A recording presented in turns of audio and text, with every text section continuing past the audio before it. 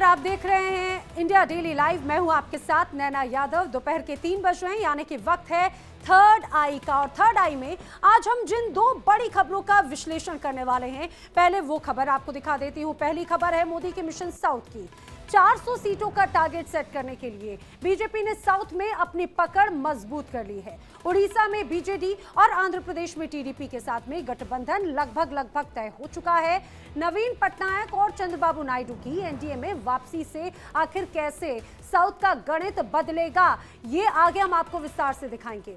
जो दूसरी बड़ी खबर है, वो बड़ी खबर कांग्रेस की केंद्रीय चुनाव समिति से जुड़ी हुई है, जिसकी बैठक है दिल्ली में। आज कांग्रेस सीडब्ल्यूसी की बैठक हो रही है और इस बैठक में राहुल प्रियंका समेत करीब 150 प्रत्याशियों के नाम फाइनल होने हैं। अमेठी और रायबरेली को लेकर आखिर कांग्रेस का प्लान क्या है? क्या राहुल और प्रियंका अपनी अपनी परंपरागत सीटें बचा पाएंगे? आखिर कैसी कांग्रेस की तैयारियां हैं, ये भी आगे विस्तार से आपको बताएंगे। अगले आधे घंटे आप बने रहिए हमारे साथ में। इन दोनों खबरों की पूरी ABCD आप बखूबी समझ पाएंगे। अगर बात हम सबसे पहले बीजेपी के मिशन साउथ की करें, तो साउथ में एंट्री के बिना मोदी का 400 सीटों का जो टारगेट है वो मुश्किल है। 2019 में साउथ में मोदी का मैजिक उतना चल नहीं पाया, लेकिन इस बार पूरी तरह से तस्वीर बदलने की कोशिश की जा रही है। उड़ीसा की 21 और आंध्र प्रदेश की 25 लोकसभा सीटों पर बीजेपी ने गणित सेट कर लिया है। उड़ीसा में बीजेपी और आंध्रा में तेलुगु देशम पार्टी के साथ में गठबंधन होने वाला है। और अगर ऐसा हुआ तो आखिर कैसे साउथ में समीकरण बदल जाएगा और कैसे बीजेपी का अब की बार 400 पार का सपना पूरा होगा, इस रिपोर्ट में देखिए।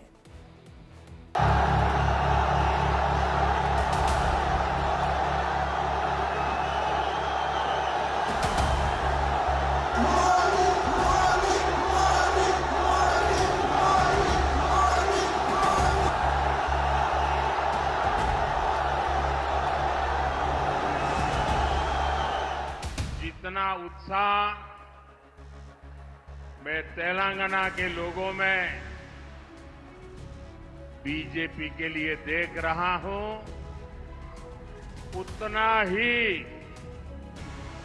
मेरा विश्वास भी बढ़ता जा रहा है। खुला साउथ का द्वार, अब की बार 400 पार।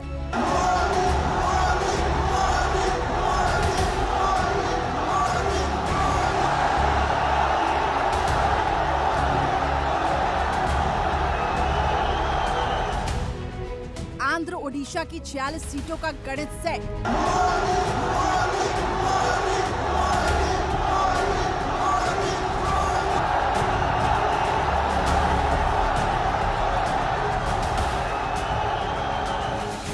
मोदी का मैजिक चला, साउथ सेट हो गया।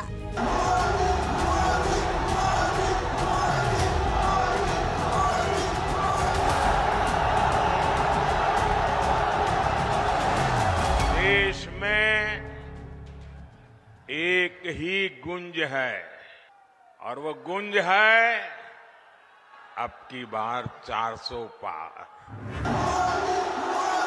पीएम मोदी ने यूं ही 400 सीट का टारगेट सेट नहीं किया। इसके पीछे उनकी पक्की स्ट्रैटेजी और नॉर्थ से साउथ तक भगवा लहराने का सटीक प्लान है। बीजेपी ने हर राज्य में गठबंधन का गणित सेट किया है ताकि विपक्ष की धार कुंद की जा सके।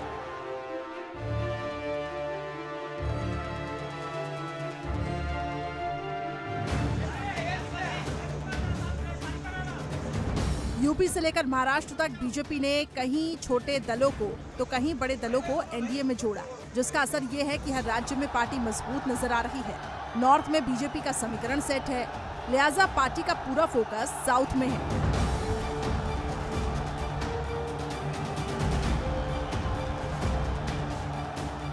तो हमारे सबका कर्तव्य ये भी बनता है कि आगामी लोकसभा चुनाव के लिए अब की बार 400 पार, उसके लिए संगठन को और मजबूत करें ताकि हर पोलिंग बूथ पर 370 से ज्यादा की लीड दिलाने का लक्ष्य रखा जाए। सोनिया जी को कई बार जताया, लेकिन उन्होंने भी अपने क्षेत्र की अनदेखी की, तो अब वो उत्तर प्रदेश से भी राज्यसभा की सांसद नहीं, कहीं और से जाके बने। क्या उनके सहयोगी गठबंधन दल भी उनके लिए सीट नहीं दे पाए? ये अपने आप में प्रश्नचिन्ह खड़ा करता है कि दिखावे का गठबंधन है, कुल मिला के ठगबंधन है। मोदी जो कहते हैं वो करके दिखाते हैं। मोदी की गारंटी पर पूरे देश को भरोसा है, जनता को विश्वास है। विरोधी भी मोदी के विजन की तारीफ करते हैं। अब आइए आपको दिखाते हैं कैसे बीजेपी ने साउथ को भी सेट किया है। एनडीए का हिस्सा रह चुकी आंध्र प्रदेश की टीडीपी और ओडिशा की बीजेडी एक बार फिर बीजेपी से हाथ मिला सकती है। आज तेलुगु देशम पार्टी चीफ चंद्रबाबू नायडू अमित शाह और पार्टी अध्यक्ष जेपी नड्डा से मिल रहे हैं। दोनों पार्टियों के बीच जल्द गठबंधन का गणित फाइनल हो सकता है। तो दूसरी तरफ बीजू जनता दल भी एनडीए में शामिल होने को तैयार दिख रही है। दोनों पार्टियों के बीच बातचीत अंतिम दौर पे है। नवीन पटनायक की बीजू जनता दल ने 15 साल पहले 2009 में एनडीए का साथ छोड़ा था, जबकि टीडीपी ने 2019 में ही एनडीए का साथ छोड़ा था। अगर दोनों बिछड़ी पार्टियां फिर से बीजेपी के साथ जुड़ी तो पीएम मोदी का विजन 400 आसान हो जाएगा। तो पहले बात करते हैं ओडिशा की। राज्य की सबसे बड़ी पार्टी बीजू जनता दल एनडीए का हिस्सा बन सकती है। दोनों पार्टियों ने विधानसभा और लोकसभा चुनाव लड़ने के संकेत दिए हैं। बुधवार को भुवनेश्वर में बीजू जनता ने मुख्यमंत्री नवीन पटनायक के साथ लंबी बैठक की। दूसरी तरफ ओडिशा बीजेपी के नेताओं ने भी दिल्ली में गृह मंत्री अमित शाह और पार्टी अध्यक्ष जेपी नड्डा के साथ मंथन किया। अगर चुनावी फॉर्मूले पर बात की जाए तो 15 साल बाद एक बार फिर बीजेपी बीजेडी साथ दिखाई देंगे। And we discussed all the aspects of the coming elections, and also we discussed what is in the grapevine or what is in the media, and we all decided unanimously, the party decided that what is best in the interest of the state, the party should take a call on that. This was the general discussion we had. बताया जा रहा है कि नवीन Patnaik BJP के साथ हाथ मिलाने का मन बना चुके हैं। सूत्रों के मुताबिक जल्द ही बीजेडी के एनडीए में शामिल होने की घोषणा हो सकती है। वैसे भी बीजेडी हमेशा संसद में बीजेपी के साथ खड़ी नजर आई है। पीएम मोदी और नवीन पटनायक के बीच केमिस्ट्री बहुत अच्छी है। जब भी दोनों मिलते हैं गर्मजोशी साफ दिखाई देती है। नवीन पटनायक को मोदी अच्छा दोस्त भी बता चुके हैं। यहाँ के लोकप्रिय मुख्यमंत्री श्रीमान नवीन पटनायक जी आज जाजपुर और ओडिशा में विकास की नई धारा बहनी शुरू हुई है।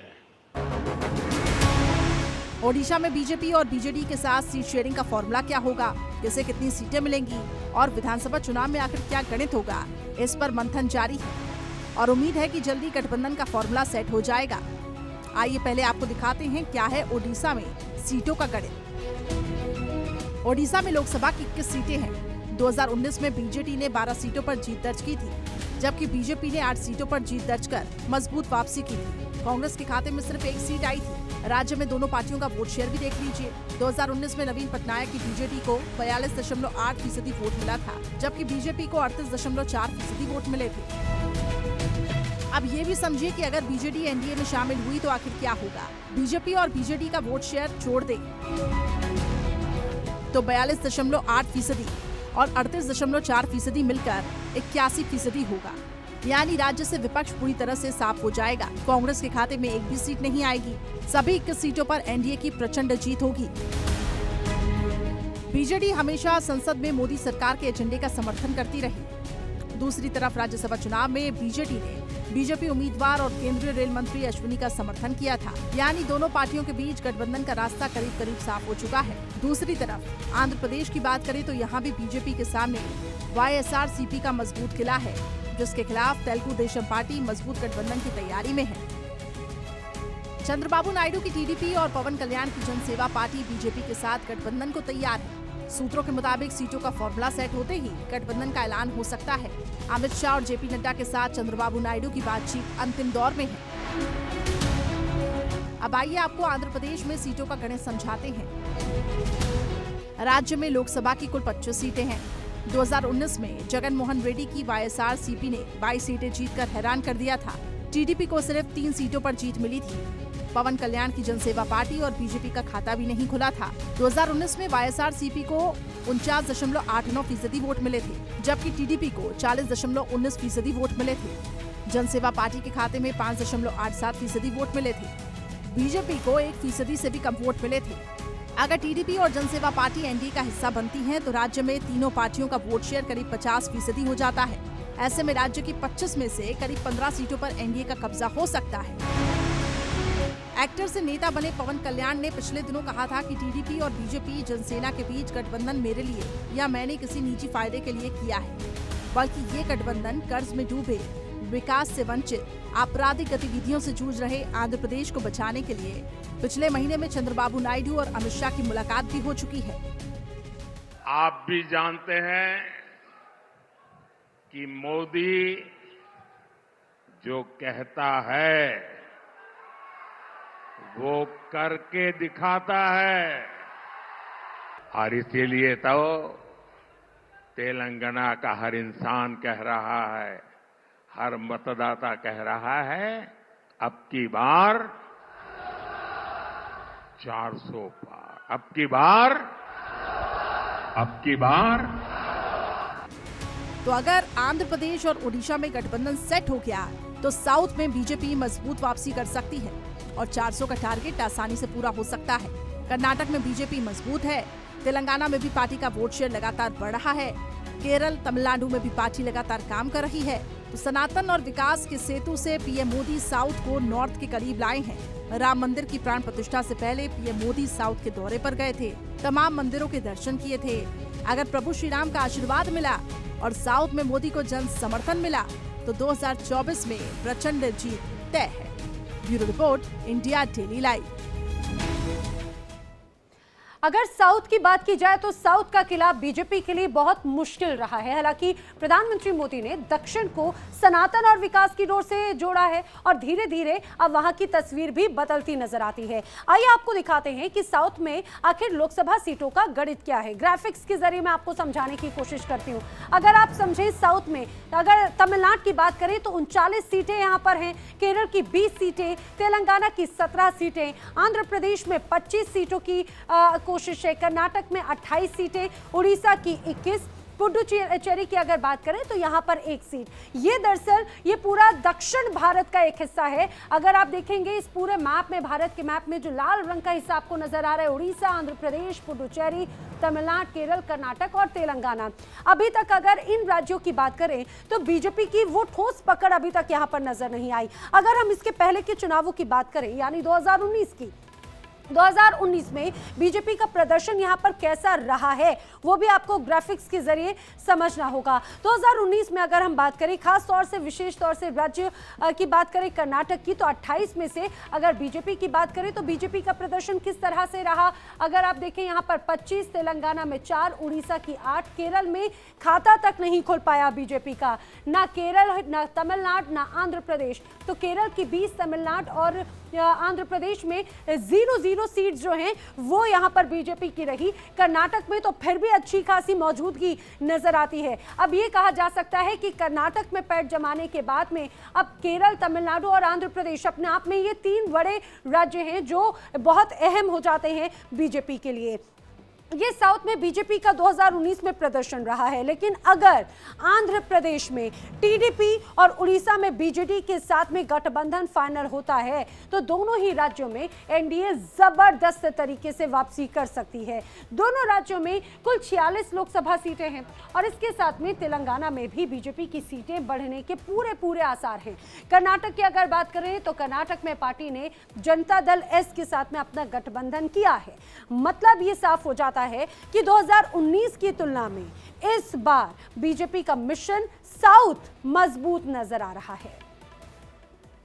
अगर अब ये तो बात हुई दक्षिण भारत में खासतौर से कैसे बीजेपी नई रणनीति तैयार कर रही है। लेकिन अब बात अगर हम कांग्रेस की चुनावी मंथन की करें तो दिल्ली में आज कांग्रेस की केंद्रीय चुनाव समिति की बैठक हो रही है और इस बैठक में 150 प्रत्याशियों के नाम पर मुहर लगेगी। सूत्रों के माने तो आज राहुल गांधी के नाम की भी चर्चा है, राहुल गांधी के नाम का भी ऐलान हो सकता है और चर्चा यह है कि राहुल गांधी एक बार फिर से अमेठी और वायनाड से ही चुनावी मैदान में उतरेंगे, जबकि रायबरेली से प्रियंका गांधी को प्रत्याशी कांग्रेस बना सकती है। लेकिन बड़ा सवाल यह है कि क्या अब की बार कांग्रेस अपना आखिरी गढ़ बचा पाएगी? ये रिपोर्ट देखिए।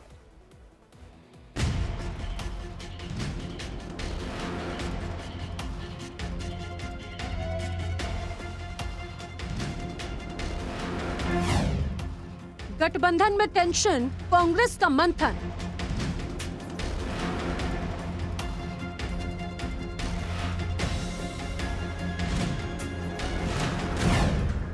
अमेठी से राहुल, रायबरेली से प्रियंका।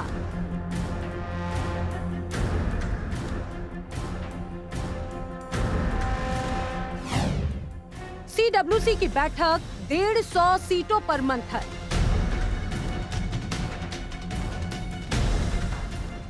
पहले आप कहते थे हम ओबीसी हैं, हम ओबीसी हैं, हम ओबीसी हैं।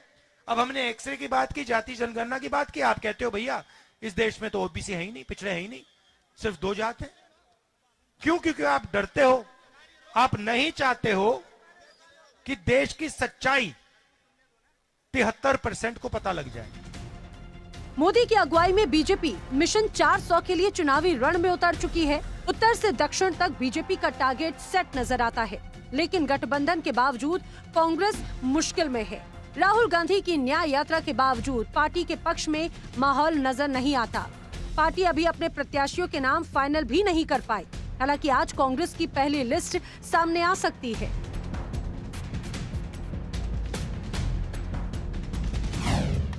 दिल्ली में आज कांग्रेस की केंद्रीय चुनाव समिति की बैठक हो रही है। बैठक में अध्यक्ष मल्लिकार्जुन खड़गे, सोनिया गांधी, राहुल गांधी, केसी वेणुगोपाल और अजय माकन समेत पार्टी के वरिष्ठ नेता शामिल हो रहे हैं।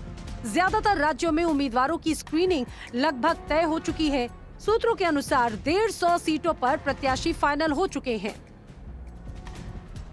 कांग्रेस की पहली लिस्ट में उन राज्यों के प्रत्याशियों के नाम होंगे जहां पार्टी का कोई गठबंधन नहीं है और गठबंधन की कोई संभावना भी नहीं है, जैसा कि उत्तराखंड, तेलंगाना, कर्नाटक और झारखंड। कांग्रेस की पहली लिस्ट पर सभी की नजरें हैं, क्योंकि पहली लिस्ट में ही राहुल गांधी और प्रियंका गांधी के नाम शामिल रहेंगे।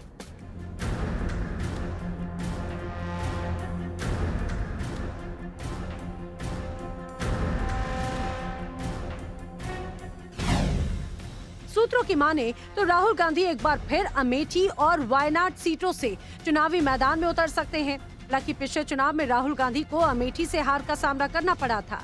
प्रियंका गांधी रायबरेली से चुनावी मैदान में उतरेंगी। सोनिया गांधी की राज्यसभा सदस्य बनने के बाद रायबरेली सीट खाली हो गई है। सोनिया की सीट से प्रियंका को उतारकर कांग्रेस यूपी में बड़ा दांव खेल सकती है। जो कहते हैं कि अमेठी गांधी खानदान का गढ़ है, वो अपने ओर से एक कैंडिडेट देने में इतना समय क्यों लगा रहे हैं? तो उनका लैक ऑफ कॉन्फिडेंस ही आपको बताता है कि अमेठी अब कांग्रेस बैस्टियन नहीं रही है। अगर वो 2 सीटों से लड़ते हैं तो इसका मतलब वो अमेठी से अपनी हार को ऑलरेडी चुनाव होने से पहले ही घोषित कर रहे हैं। ये हालत राहुल जी की हो गई है कि गाड़ी के आगे कोई नहीं, पीछे कोई नहीं। तो ऐसे हताश निराश व्यक्ति क्या करेगा? इस तरह के ही बार बार बयान देगा। जब जनता सुनने को नहीं आती, उत्तर प्रदेश जैसा बड़ा राज्य जहां नेहरू गांधी परिवार की 4-4 पीढ़ियों के लिए वोट मिलता था, सीटें जीतते थे, आज वहां पर उनकी सुनवाई नहीं, कोई पूछने नहीं आता है। एक तरह से विदाई यहां से उनकी नेहरू गांधी परिवार की हो गई है। तो हताश और निराश तो वो दिखेंगे। बीजेपी का कहना है कि इस बार कांग्रेस पार्टी अमेठी के साथ रायबरेली भी हार जाएगी। जिस तरह से बीजेपी ने दोनों ही सीटों पर अपनी पकड़ मजबूत की है, उसके बाद ऐसा लगता है कि इस बार रायबरेली सीट बचाना भी कांग्रेस के लिए मुश्किल हो जाएगा। हालांकि एसपी के साथ गठबंधन के बाद कांग्रेस नेता उत्साहित हैं। रायबरेली में प्रियंका के तमाम पोस्टर्स लगाए गए हैं, जिनमें लिखा है रायबरेली की पुकार, प्रियंका अब की बार।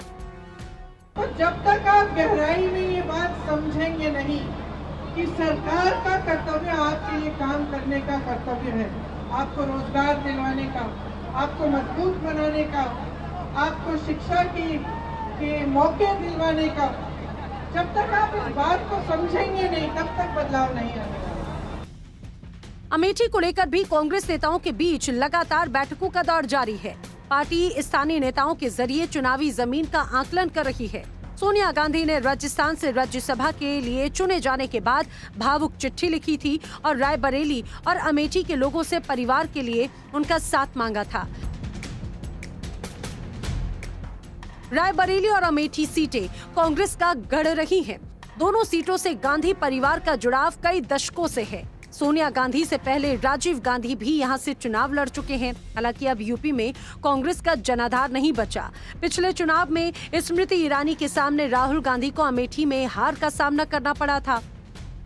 अगर मोदी है तो मुमकिन है, ये स्लोगन बहुत चलता है। तो मैं कहूंगा मोदी के जमाने में 45 सालों में सबसे ज्यादा अगर बेरोजगारी कब हुई तो वो मोदी जी के जमाने में हुई। बढ़ती महंगाई सबसे ज्यादा कब हो गई, वो मोदी जी के जमाने में हुई। कांग्रेस अपना घोषणा पत्र भी फाइनल कर रखी है।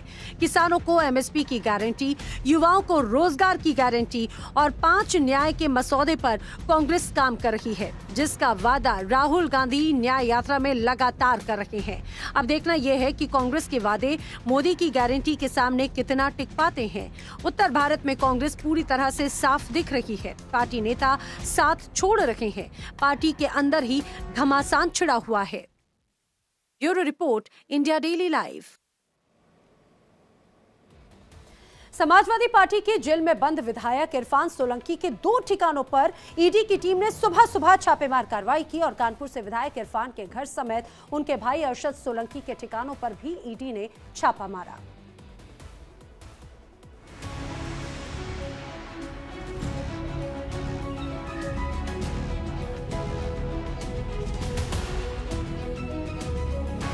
कानपुर में ईडी का एक्शन, सपा विधायक को टेंशन।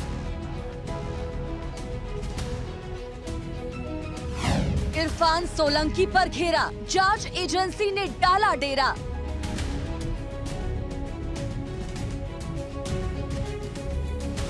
जुर्म के साए में सियासत, हाजी की आई आफत।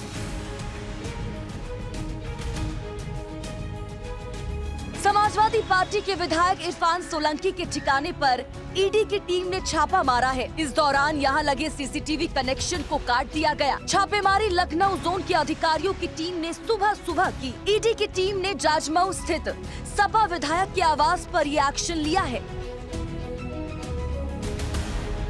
ईडी की एक टीम ने इरफान सोलंकी के भाई अरशद के घर पर भी छापेमारी की है। अरशद सोलंकी से उनके आवास पर पूछताछ चल रही है। ईडी की टीम ने सपा विधायक के परिसर में लगा सीसीटीवी कनेक्शन बंद कर दिया है। आपको बता दें कि कानपुर से समाजवादी पार्टी के विधायक इरफान सोलंकी पिछले 1 साल से जेल में बंद हैं। उनके खिलाफ एक महिला ने प्लॉट पर कब्जा करने की मंशा से आगजनी करने का आरोप लगाया है। विधायक इरफान सोलंकी के ऊपर अब तक 17 केस दर्ज हो चुके हैं। राज्यसभा चुनाव के समय सोलंकी ने वोट डालने के लिए कोर्ट में अर्जी दाखिल की थी। हालांकि कोर्ट ने उनकी अर्जी को खारिज कर दिया था।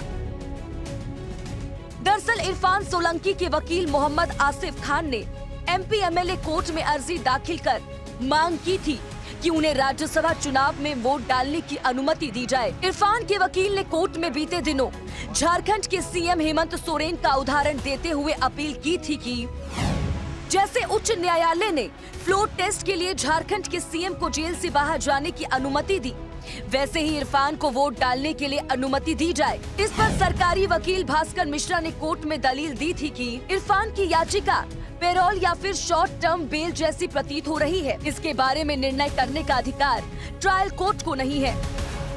कोर्ट ने इसे मानते हुए अर्जी खारिज कर दी थी। मालूम हो कि आगजनी मामले के अलावा सोलंकी पर कर्नलगंज थाना के अंतर्गत आचार संहिता उल्लंघन का मामला भी दर्ज है। इस केस में पुलिस की तरफ से चार्जशीट और गवाह पेश किए जा चुके हैं। फैसला आने वाला है। इसके साथ ही इरफान सोलंकी पर दर्जनों और मुकदमे दर्ज हैं, जो इरफान की मुसीबतें बढ़ाने वाले हैं। Bureau report, India daily live. और इसी के साथ थर्ड आई में फिलहाल इतना ही, लेकिन देश दुनिया की तमाम बड़ी खबरें आगे भी जारी है।